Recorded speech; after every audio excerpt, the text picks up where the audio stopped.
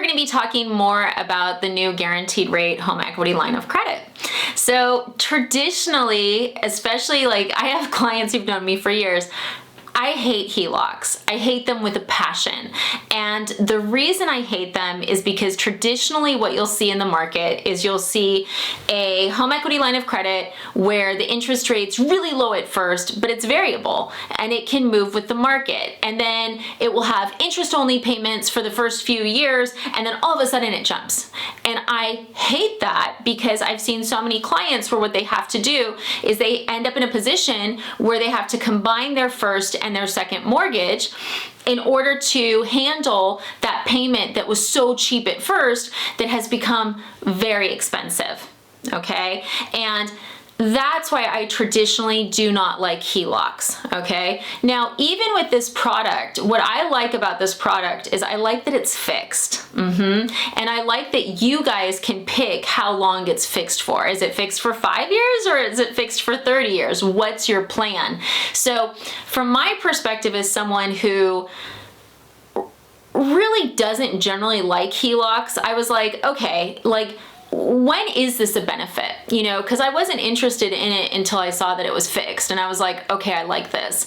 Now, if you guys, let's say, have a specific renovation plan that you're thinking of doing, what's nice about this product is you can budget out how long it's going to take you to pay it back. Okay, because that's what we would see. What we would see with the traditional HELOCs is we would see people go, they get sold by lenders into, oh, look how low the payment is. The payment's so low. Oh yeah, let's do a 60% first and a 30% second. You know, it's going to be great. The payment's so low, so low. But then it would change.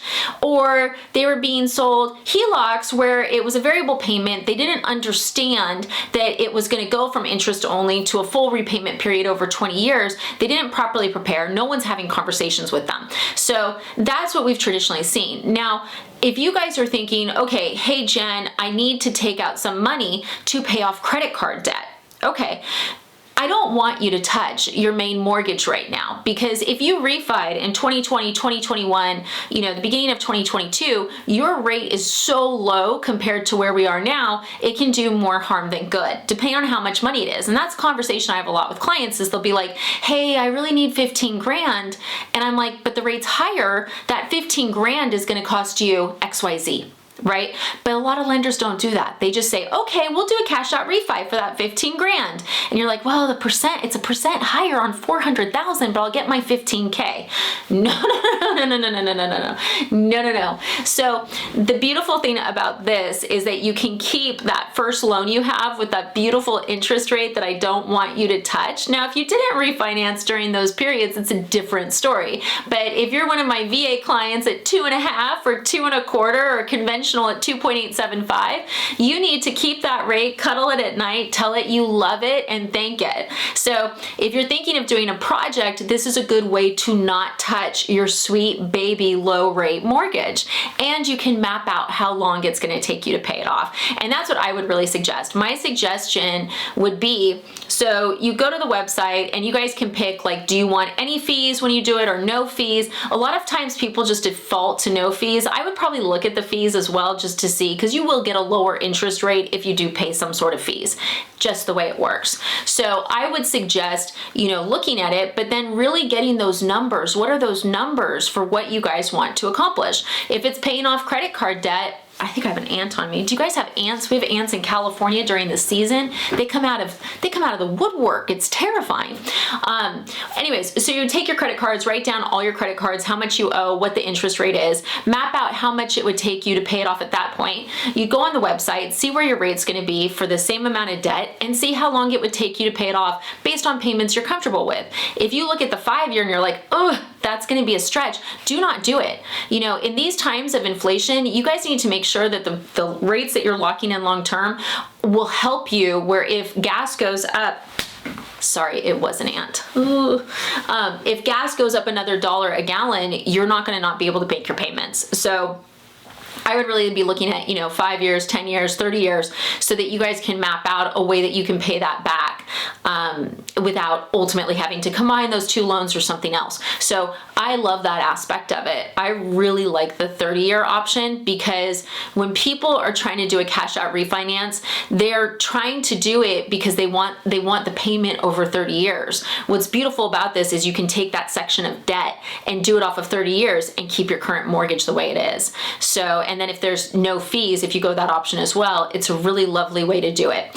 Now, are the rates higher than if you were doing a regular mortgage? Yeah, they are. They definitely are. That's something that you have to look at as well. However, you know, if you're at 2.5 on a VA loan and you're talking about doing a cash out and going up to 5%, right?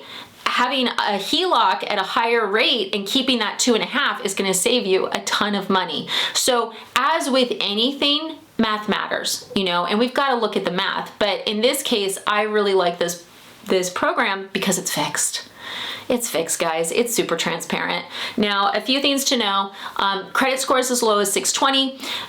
We can go up to $400,000 with the amount of cash you get. The loan to value, meaning the combined loan to value, will vary based on credit score and how much cash you're going to take out. So that's something to know. You know, it will go as high as 95%, meaning that you only have 5% equity in the house. Do I love the concept of that? No, but it really only does that if you're taking out a small amount and you have very good credit. So important to know that if you have a 620 and you're trying to take out 400,000, is it going to let you go to a 95% combined loan to value?